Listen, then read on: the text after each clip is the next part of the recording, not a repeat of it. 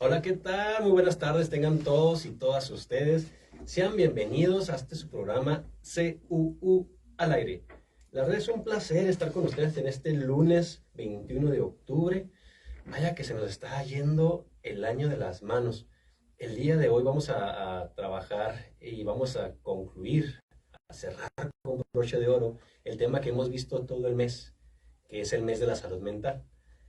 Si recordamos un poquito a las personas que nos han seguido durante todos estos programas, hemos trabajado desde ciertas áreas, desde ciertos puntos de vista, el tema de la salud mental, cómo se vincula con la situación, la problemática actual que hay en nuestro estado de la alta tasa de suicidio.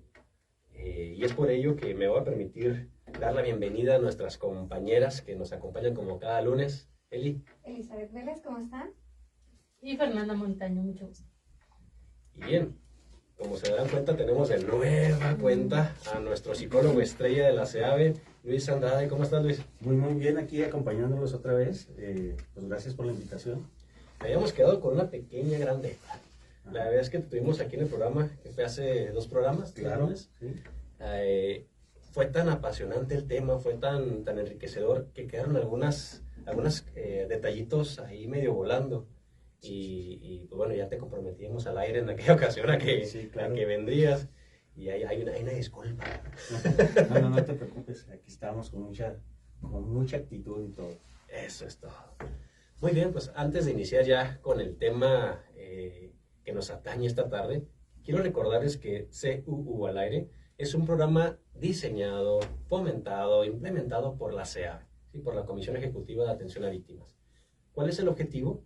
El poder crear un vínculo de comunicación, confianza, de establecer una relación estrecha entre la sociedad y las instituciones. De que conozcan los temas que trabajamos nosotros día con día, el que si tienen ustedes alguna duda, algún cuestionamiento sobre alguna práctica que estemos realizando nosotros desde la CEAVE como institución, bueno, aquí tenemos un espacio abierto de comunicación donde pudiéramos trabajarlo, desarrollarlo y con mucho gusto atenderlo. Por lo mismo, voy a dejar aquí el teléfono de cabina a la orden de todas y todos ustedes, que es el 614-439-1842. Repito, es el 614-439-1842. Y al WhatsApp, 614-164-2544. Repito, el WhatsApp, 164-2544. Y como bien saben, todos nuestros amigos que nos están viendo y escuchando a través del Facebook Live, también los escuchamos, los atendemos ahí todas sus preguntas y cuestionamientos. Muy bien, Eli. A ver, llevamos 3 programas trabajando este tema tan importante que es la salud mental. Y el día de hoy vamos a cerrar con broche de oro con algunas pautas que quedaron pendientes. Me gustaría que iniciáramos con eso último que causó un poquito de incertidumbre, donde decían, a ver, si un familiar mío se suicidó, ¿quiere decir que yo me voy a suicidar? Es decir, ¿el suicidio es hereditario? No, el suicidio no es como tal hereditario. Sin embargo, cabe mencionar y cabe resaltar que sí pudiera ser un factor a nivel, obviamente como lo mencionamos, ambiental y de comportamiento imitativo. Porque ahorita más adelante vamos a tocar este punto del comportamiento imitativo en cuestión del suicidio. Hereditariamente o genéticamente no hay una predisposición, así que diga, estás predispuesto al suicidio. Sin embargo, a lo que sí podemos estar predispuestos y que puede elevar un poquito nuestro comportamiento a tendencias suicidas o a ideaciones suicidas es algún trastorno mental. Eso sí, que es muy diferente la cuestión de una genética de un comportamiento suicida a un problema, algún trastorno mental hereditario. ¿Cuáles podrían ser? Por ejemplo, la esquizofrenia. Cuando existe una esquizofrenia en un familiar, hay cierta carga genética dentro de la misma familia. Una conducta de bipolaridad o un trastorno bipolar también puede ser una situación hereditaria hasta cierto porcentaje. Acordemos esto, son cargas de porcentaje pequeñas, no son grandes, pero sí son importantes a tratar. Quiere decir que si algún familiar en algún punto conocemos o sabemos que tuvo algún trastorno mental del ánimo, porque así son del ánimo. Trastorno del ánimo. Así es, trastorno del ánimo. Entonces, ahí hay que tener en cuenta que a lo mejor podemos tener una pequeña predisposición a heredar. A ver, tengo esta duda, ya con la explicación que nos acaba de dar Eli. Luis, entonces, ¿el suicidio es una enfermedad? Mira, como tal, pues sí puede mostrarse como una enfermedad, pero una enfermedad que se puede tratar. ¿Por qué? Porque se puede prevenir, ¿sí me entiendes? O sea, esto es algo, como lo mencionábamos la otra vez, es algo que se puede prevenir, o sea, es algo que se puede ir hablando, tratando en cuestión de la persona que se anima a decirlo, ¿no? O sea, en cuestión de la persona que se anima a hablar, pues de esta ideación, ¿no? De esta parte donde él puede decir, puede tener comportamientos, ¿no? Como aislamiento, como esta poca interacción social, ¿no? Con las personas, y eso es donde uno puede ir descubriendo, y ya si la persona, por ejemplo, se anima a hablar, pues es algo que podemos tratar. ¿Por qué? Porque es una persona que puede traer algún tipo de depresión, ansiedad, algún tipo de problema de salud, por ejemplo, que es lo que más invade a las personas cuando les diagnostican a lo mejor alguna enfermedad grave, es cuando empieza esta depresión y esta poca pasión por la vida, se pudiera decir, ¿no? Es donde están pensando, por ejemplo, en, pues mejor me quito la vida en lugar de estar causando este daño, por ejemplo, si es una cuestión de enfermedad, pues según ellos para no estar causando tanto dolor a las demás familias, ¿no? ¿Por qué? Pues porque se viene en eso lo económico, ¿no? Cuando uno se enferma algo, lo primero que piensas es en lo económico, ¿no? Esta parte donde, ¿cómo le vamos a hacer? ¿Qué va a pasar? Si tengo seguro, no tengo seguro, ¿no? Ese tipo de cuestiones que a lo mejor invaden a la persona con esa problemática, ¿no? Ahora, pues una depresión pues puede ser también muy grave por la cuestión de que pues no te valorizas, ¿no? O sea, estás siempre en este estado de ánimo melancólico, se pudiera decir, que es lo que traemos, ¿no? Esa melancolía que no nos deja pasar, porque la melancolía es diferente a la tristeza, ¿no? O sea, entonces, es esta parte, en un estado de tristeza, pues lo puedes superar, pero la melancolía es como estable, ¿no? Es algo que lo traes todo siempre, ¿no? O sea, es, por ejemplo, pudiéramos hablar de situaciones de casos famosos, ¿no? Por ejemplo, Kurt Cobain o estas personas eran melancólicos, se podría decir, aparte de pues, el problema de adicción que tenían, pero tenían esta melancolía, ¿no? Entonces, es lo que a veces hace que no percibas como tal la vida, se pudiera decir, ¿no? O sea, la vida no la percibes como tal y es la situación que no estoy viendo más lo que veo, ¿no? O sea, no estoy viendo que tengo, por ejemplo, redes de apoyo, que tengo familia, que tengo hermanos, pareja, pues una casa, por ejemplo, ¿no? Entonces eso lo dejo de percibir y me enfoco más bien en lo que no tengo, ¿no? A lo mejor, por ejemplo, como te digo, esto de la salud, pues no tengo salud, ¿no? Y eso me acarrea este pensamiento o esta ideación suicida. Okay. Entonces, a ver, el suicidio no es hereditario, se puede manejar como una enfermedad, pero no tanto por el suicidio, sino por trastornos mentales o trastornos del ánimo, como la depresión, como la ansiedad. Bien, me ha tocado escuchar, y esta pregunta va para ti, Fer, me ha tocado escuchar que dicen, es que el que se suicida está loco. Yo lo veo de dos maneras, ¿no? Uno, pues es como darle una salida, un cierre a algo que no sabemos ni por qué pasó. Y dos, es que solamente los locos se van a suicidar. Yo estoy libre de suicidarme. ¿Cómo ves esta situación? Sí, siento que esa frase también estigmatiza mucho a las personas, por ejemplo, que tienen un trastorno de ansiedad, depresión o algún otro trastorno de la personalidad o de ánimo, como decía él. Al final de cuentas, no todas las personas que tengan ansiedad o vayan a terapia o tengan algún trastorno diagnosticado, significa que quieran llegar al suicidio o que tengan este ánimo de realizar dicha conducta. Entonces, siento que es un mito, siento que es algo que se ha creado por la gente donde solo las personas locas tienen ansiedad y solo las personas locas, por así decirlo, se van a suicidar. Sí, tiene mucho que ver los factores. Claro que como dicen aquí mis compañeros, un trastorno puede llevar a tal vez no tener dichas herramientas emocionales que te hagan llegar al suicidio. Pero viene de muchos otros factores que pueden ser en el ámbito personal, en el ámbito familiar, en la sociedad, que pueden llevar a tomar esta decisión. Puede ser, por ejemplo, que tal vez tu ansiedad haya sido generada porque fuiste víctima de un delito, o tal vez porque estás teniendo problemas económicos que no puedes sobrellevar. Entonces hay demasiados factores que pueden desencadenar el tomar dicha decisión. Entonces no solo una persona con ansiedad, con esquizofrenia, con algún trastorno mental, va a llegar a eso. Incluso hay muchas personas que tienen algún trastorno diagnosticado que incluso pretenden ser mejor como persona cada día y buscan las herramientas para poder salir adelante o llevar mucho mejor las situaciones que les estén provocando algún estrés. Claro. Entonces, Luis, los que se suicidan no están locos. No, mira, como hablamos hace rato, es el estado de ánimo, ¿no? Esta inteligencia emocional que muchas veces las personas no sabemos cómo manejarla. ¿Por qué? Porque hasta la fecha hay muchas personas que no saben cómo manejar sus emociones, ¿no?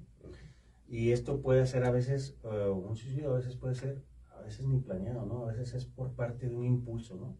Es esta parte donde, por ejemplo, lo vamos a poner en una situación más común, ¿no? En las relaciones de pareja. Okay. Por ejemplo, un adolescente, como hablábamos la otra vez, ¿no? Un adolescente, por ejemplo, en su primer amor, se pudiera decir, los adolescentes, pues todas sus emociones están al 100, ¿no? O sea, ellos sienten todo al 100, o es mucho o es poco, ¿no? Es como un término medio, ¿no? Entonces, por ejemplo, pues llega esta etapa del primer amor, ¿no? Entonces se enamoran, pues va todo muy bien, y en alguno de los dos, pues a lo mejor decide terminar, ¿no?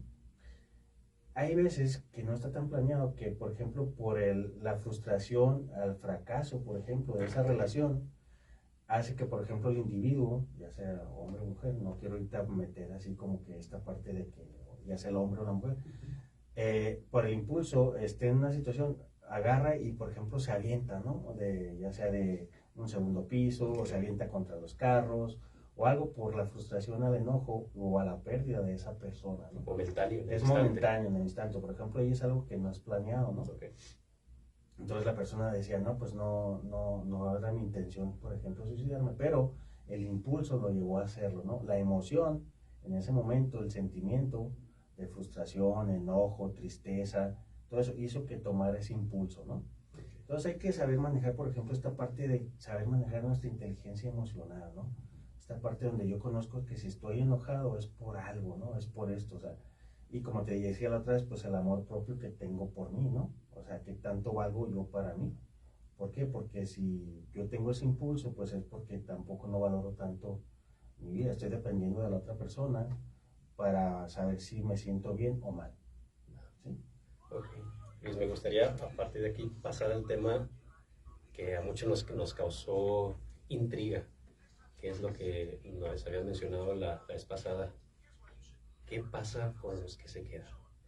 Ok, esta es la situación, ¿no? O sea, el que se queda, pues es el sobreviviente al suicidio, ¿no? O sea, por ejemplo, la familia, pues la pareja, hijos, por ejemplo, o como sea.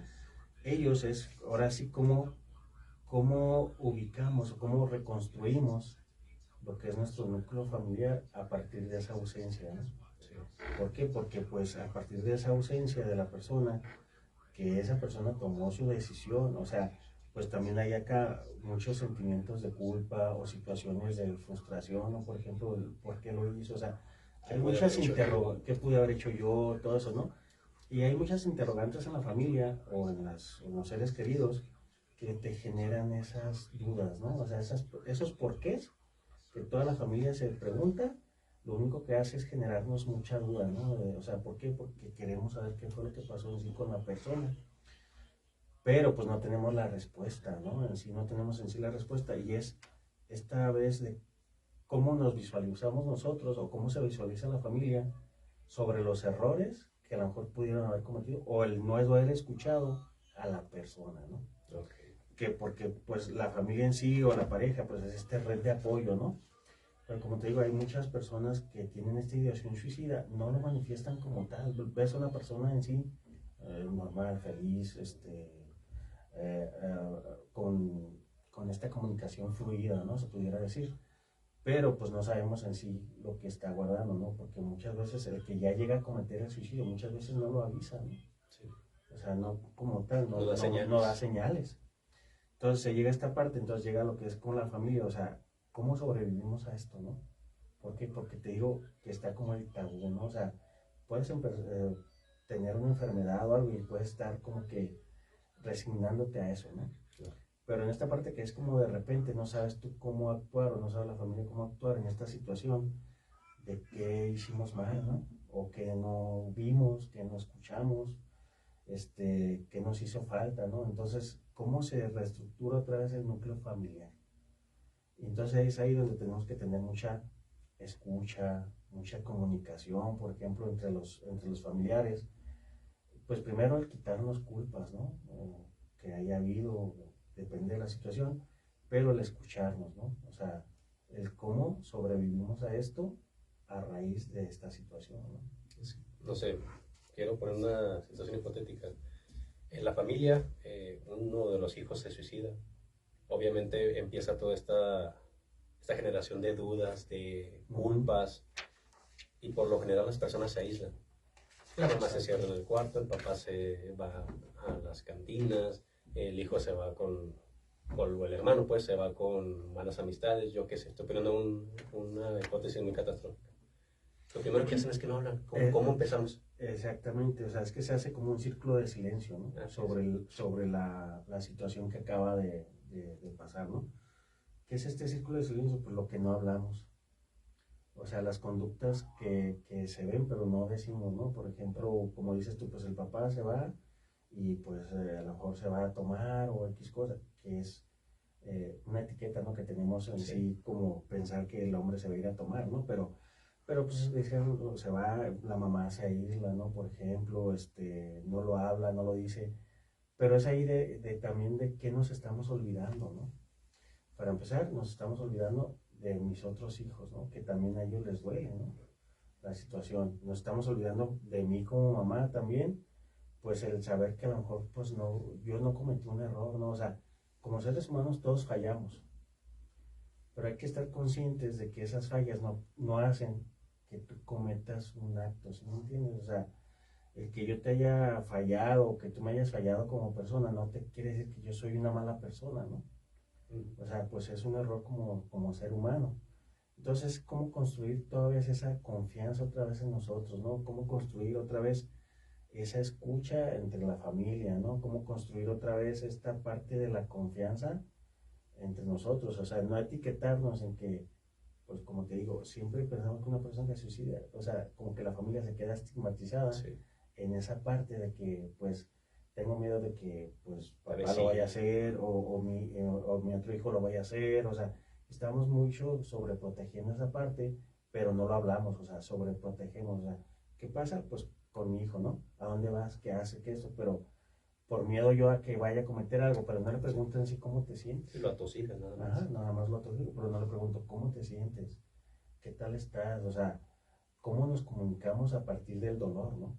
Es ese factor y también la presión social que llega.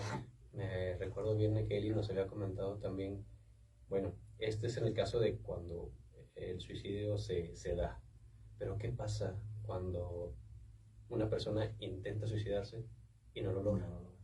Pues en esta parte es como te digo, cómo lo ayudamos, por ejemplo, en sí a la familia a reflexionar sobre eso. O sea, ya está el problema, ya lo quiso hacer, no lo logró, ¿no? Pues ahí está un foco como rojo o amarillo, ya que podemos utilizar para decir, bueno, ¿qué está pasando? O sea, ¿cómo te ayudo, no? ¿Cómo te ayudo, por ejemplo, yo mamá o yo papá? ¿cómo te ayuda a ti, hijo, por ejemplo, a sobrellevar esto, ¿no? O sea, ¿qué es lo que está pasando? Como te digo, pues muchas veces puede ser relaciones de pareja, situaciones económicas, salud, o sea, algo que me pueda estar abrumando sobre lo que yo estoy pasando, ¿no? Y no lo comunico. Entonces ya cuando sucede eso, pues es cuando más hay que reflexionar como familia y escuchar a la persona, ¿no? O sea, cómo podemos apoyarla en esta parte, o sea, pues, tomar terapia, acudir a un grupo, o sea, lo que sea para poder salir adelante. ¿Por qué? Porque, como te digo, la persona que tiene esas ideas es porque es lo que no estoy viendo de mí en esta situación, ¿no? O sea, pues me quiero porque no consigo trabajo, ¿no? Pero pues tampoco haces mucho por buscarlo, ¿no? Es un decir, ¿no? O sea, pues bueno, vamos a hacer una planeación, por cómo te ayudamos a que pues busques trabajo, que estudies, a que esto, que lo otro, ¿no? Pero en sí es lo que la persona pues no ve, ¿no? Y los que sobreviven, pues es una parte de decir, bueno, ¿cómo te apoyo, ¿no? ¿Cómo te ayudo? Voy a plantear aquí dos situaciones a la mesa para que le demos un poquito de profundidad. Obviamente la comunicación es primordial.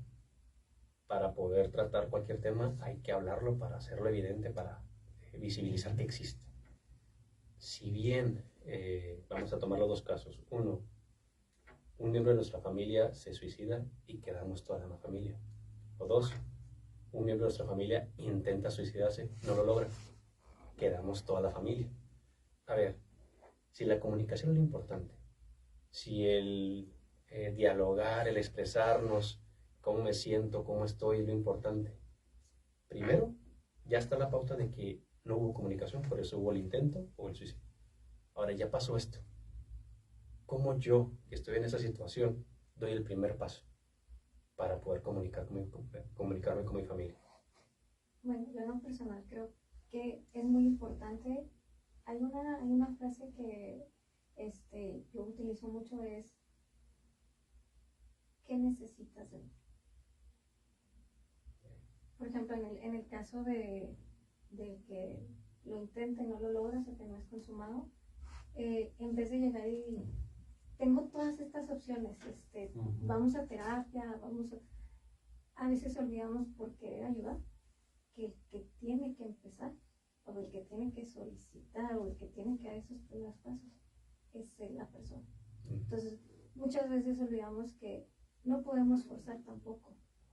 Aunque queramos en ambas situaciones, aunque estemos en esa situación de, yo tengo las herramientas, por ejemplo, ahorita hablamos de salud, ¿no? O sea, de salud, voy a meter aquí un poquito de salud pública o salud privada.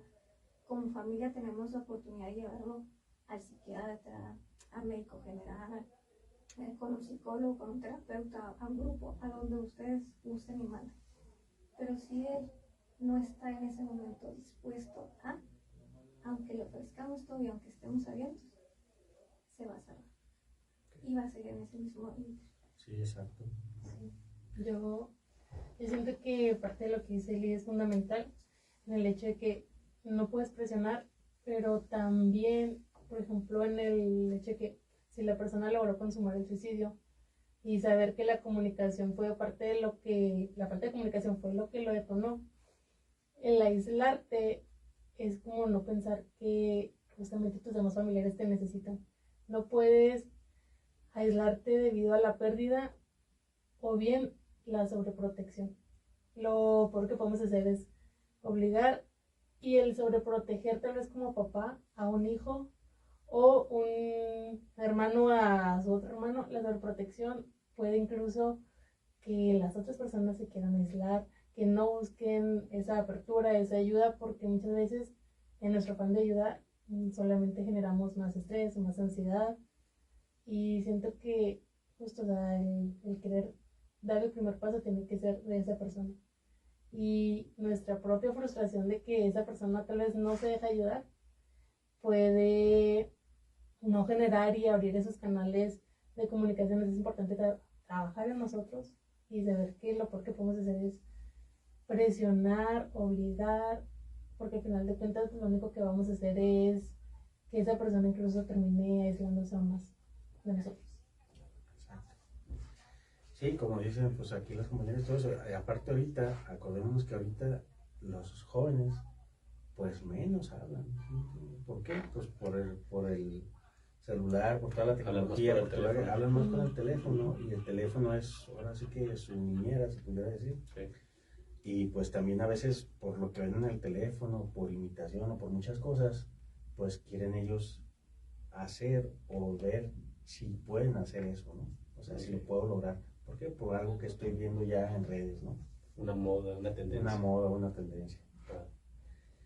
Bien, compañeros, muchas gracias por esta plática tan amena, tan informativa. Aquí el tiempo se va volando y me gustaría cerrar este programa, o poder cerrar este programa y este tema, con alguna frase, algún comentario que quisieran expresarle a la gente que nos está escuchando, que nos está viendo mediante Facebook Live, y que un familiar o alguien cercano a ellos haya decidido tomar esta medida, y yo, aquella otra persona que tiene ahorita en este momento ese pensamiento de mejor terminar, ¿qué mensaje le darían?